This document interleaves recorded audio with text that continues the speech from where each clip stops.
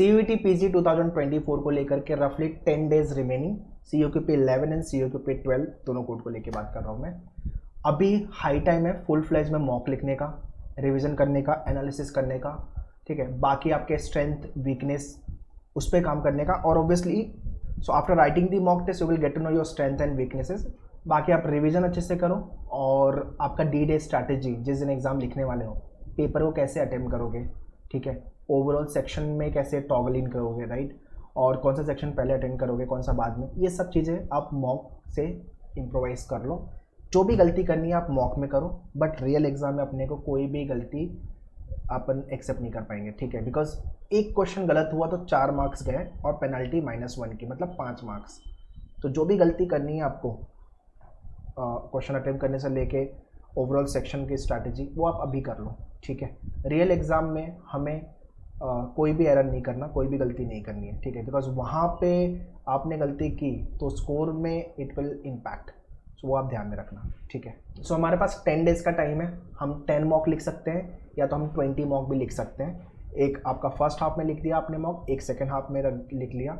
अगर आप दोनों कोड को लेके जा रहे हो, COQP 11 और COQP 12, और अगर सिर्फ एक ही कोड लिख रहे हो आप और आपको 20 मॉक लिखना है, तो फिर अगेन एक सुबह में एक शाम को इस तरह से आपको लिखना होगा।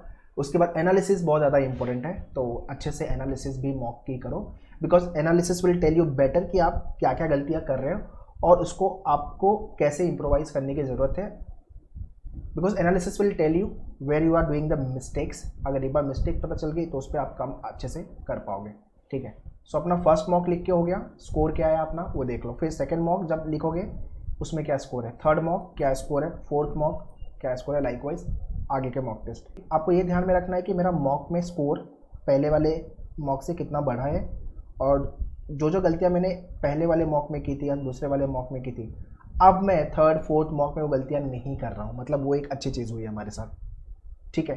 तो इस तरह से आपको ओवरऑल तो एनालिसिस करनी ही है ना, कि मतलब कौन सा वाला एरिया आपका बहुत स्ट्रॉन्ग है, कौन सा एरिया आपका ओके है, कौन सा एरिया वीक है, कौन सा एरिया यू हेट, ठीक है। स्ट्रॉन्ग एरिया 30 सेकंड में जो क्वेश्चन बन रहा है और एक्यूरेसी बहुत हाई है, मतलब क्वेश्चन राइट हो रहा है। अब ओके एरिया 45 सेकंड प्लस जा रहा है, बट एक्यूरेसी थोड़ी बहुत ऊपर नीचे होती है। वीक एरिया वो है जहाँ पे आपके 60 सेकंड या 1 मिनट से ज़्यादा टाइम जा रहा है और एक्यूरेसी उतनी अच्छी नहीं है। हेट एरिया वो है जो आप बिल्कुल सॉल्व नहीं करते हो, छोड़ देते हो, ठीक है। तो हेट वाले को आपको वीक साइड शिफ्ट करना है, वीक वाले को ओके, ओके को स्ट्रॉन्ग साइड।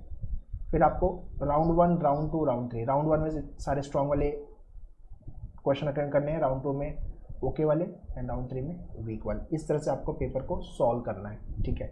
अब वो आपका इंग्लिश हो, चाहे लॉजिक हो, चाहे मैथ्स हो, आप राउंड वाइज अटेम्प्ट करोगे तो आपने पेपर को ब्रेक कर दिया है, तो पेपर आपके लिए काफ़ी छोटा हो गया, ठीक है।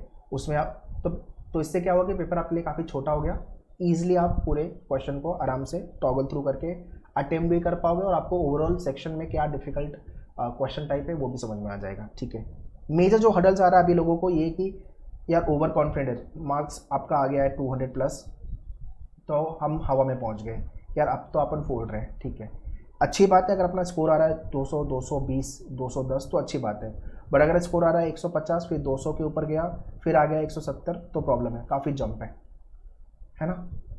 अंडर कॉन्फिडेंट भी नहीं होना यार, मॉक में मेरा स्कोर नहीं बन रहा, मेरे अभी भी टॉपिक पढ़ना बाकी है, मेरा ये वाला सेक्शन या टॉपिक अच्छा नहीं जा रहा है, तो मेरा स्कोर कम आ रहा है, तो मैं क्या ही प्रिपरेशन करूं, मैं मॉक मतलब लिख के भी क्या ही करूंगा, मेरा स्कोर कम आएगा। यार आपके मॉक के स्कोर के बेसिस पे एक्चुअल एग्जाम के स्कोर को या रिजल्ट को जज मत करो, ये मेरा एडवाइस है, ठीक है। आप अपना 100% दो, एग्ज़ाम लिखने के बाद जो होगा देखेंगे, ठीक है। ओवर अटेम्प्ट नहीं करना बहुत बड़ी गलती है, ठीक है, बिल्कुल नहीं करना, जितना आता है वही करना है। सिली मिस्टेक्स अवॉइड करना है, स्पीड इंपॉर्टेंट नहीं है, अपने लिए एक्यूरेसी इंपॉर्टेंट है, उसके बाद स्पीड, ठीक है। क्वेश्चन राइट होना जरूरी है to get the good marks, ठीक है। नेक्स्ट, जितने बार आप मॉक लिखने जा रहे हो, पास्ट मॉक को एनालिसिस करके, जो आपने एनालिसिस की थी, क्या क्या मिस्टेक्स की थी उसके अंदर, उसको एक बार रिवाइज करके ओवरव्यू करके फिर ही जाना नेक्स्ट मॉक लिखने, ताकि नेक्स्ट मॉक में आप ये सारी गलतियाँ न करो, ठीक है। Also whenever you are writing the mock test, make sure आपका डोर बंद हो, ठीक है, मोबाइल आपका साइलेंट पे या तो स्विच ऑफ हो, मतलब सीरियस तरीके से मॉक लिखो यार, ये मेरा एक्चुअल CUET का एग्ज़ाम है, ये आपको लेके चलना है। हम मॉक उतने सीरियसनेस से लिखते नहीं, इसलिए हमारा स्कोर भी नहीं आता, तो आप सीरियस होकर मॉक लिखो, ये आपका CUET का मॉक टेस्ट है, रफ पेपर लेके बैठो, एग्जाम में भी आपको रफ पेपर मिलेगा, pen and rough paper, water bottle लेके बैठो, ठीक है। एंड टाइमर तो लगा है आपके मॉक टेस्ट में। ये सारी चीज़ें आपको एग्जाम में भी मिलेगी, don't need to worry. But हाँ, हर मॉक को CUET का मेरा ये एक्चुअल एग्जाम है, ये एटीट्यूड के साथ एग्जाम को लिखो, ठीक है। So next remaining days mock लिखना है, एनालिसिस अच्छे से करनी है, रिवीजन करना है, और आपकी मॉक टेकिंग स्ट्रैटेजी बिल्ड करनी है जो कि आप एक्चुअल एग्जाम में अप्लाई करोगे।